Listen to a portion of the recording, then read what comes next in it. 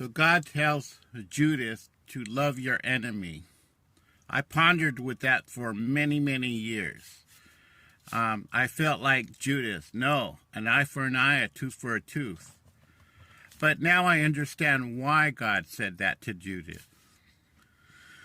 Because your enemy will teach you more than a professor will ever teach you. Your enemy will teach you how wise you are, how patient you are, how to outfox your enemy, and when to pounce. Not even a professor could teach you that. The most expensive university on the planet. That's why. To love your enemy, to embrace your enemy, because your enemy is going to teach you everything about who you are. That's why God said that. It's very true. Very interesting. So, I learned from my enemies. I learned their behavior patterns. I learned how educated they were and how uneducated they were. Were they heavily programmed? Are they NPCs? That's what my enemies were teaching me. When they thought that they were studying me, I was studying them.